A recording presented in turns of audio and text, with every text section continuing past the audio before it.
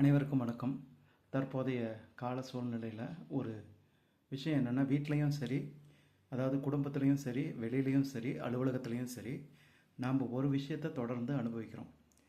என்ன அப்படின்னா, நாம் செய்யக்கூடிய தவறுகளுக்கு நாம் பொறுப்பேற்றுக்கிறோம். அதில் எந்த விதமான நாம் எதுவும் பண்ணுறது கிடையாதுன்னு வைங்களேன். இதே அடுத்தவங்க செய்யக்கூடிய தவறுகளுக்கும் நாம் பொறுப்பேற்றுக்க கொள்ளக்கூடிய ஒரு சூழ்நிலை உருவாயிடுது. எதுவாக இருந்தாலும் நம்ம ரோட்லேயே போனோம்னா ஒரு சின்னதாக ஏதோ ஒரு ஆக்சிடெண்ட் ஆகும், நம்ம மேலே தப்பே இருக்காது. ஆனாலும் என்ன சொல்கிறாங்க, நம்ம மேலே தப்பு அப்படின்னு சொல்லிட்டு மன உளைச்சலுக்கு நம்ம ஆளாகலாம்.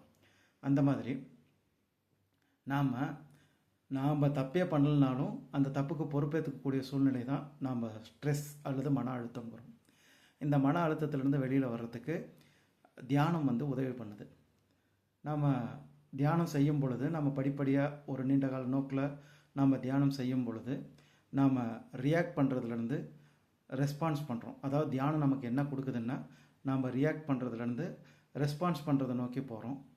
ஏதோ ஒரு விஷயத்தையும் நம்ம ஏற்றுக்கக்கூடிய மனப்பக்குவம் நமக்கு சேருது. எமோஷன்ஸ் கலக்காமல் முடிவுகள் எடுக்கிறதுக்கு அது நமக்கு கற்றுத்தருது. இதெல்லாம் தியானத்தினுடைய சின்ன சின்ன பெனிஃபிட்ஸ்.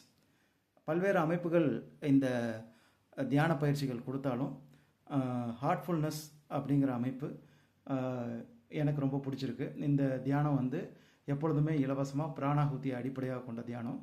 அதில் நீங்கள் எல்லோரும் சேர்ந்து கலந்துக்கணும் அப்படிங்கிறது என்னுடைய ஆசை. heartfulness.org. மேலதிகமாக விவரங்கள் வேணுன்னா என்னை தொடர்பு கொள்ளுங்கள். நன்றி, வணக்கம். நாளைக்கு பார்க்கலாம்.